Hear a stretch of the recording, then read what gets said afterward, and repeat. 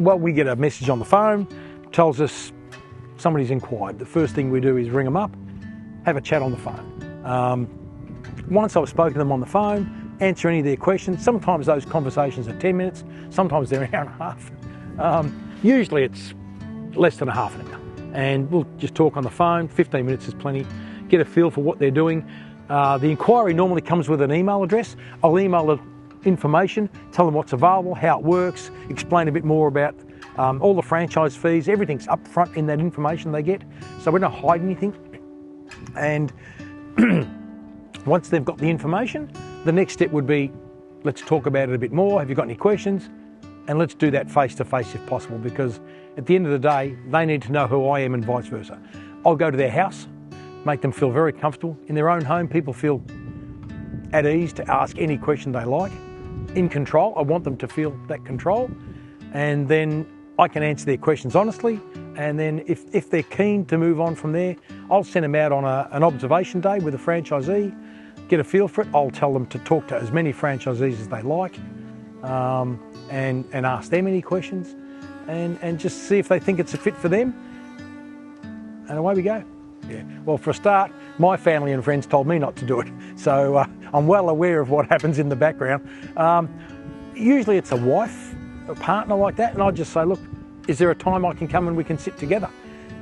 So they're part of that process. They can talk to me, they can ask their questions, get a feel for me as well. It's easy for them to ask the partner a question who asks me, and it's all third hand, and let's catch up. I've gone to people's houses, they've got the husband, the wife, and the parents. And they're all involved. They want to know what's going on, especially if they're a young couple, but might be in their late 20s, early 30s, and they're looking for a bit of guidance from their own families, which is great. And I'm happy for them to be there. I'll sit and chat with them for as long as they like. I don't mind. Make them feel comfortable. Whether they go ahead or not, that's their decision. I don't like to sell a business by not selling it, really.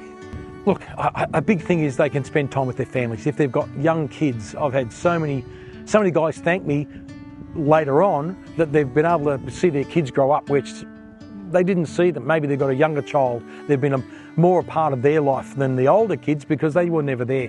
They were off working, long hours, lots of travel,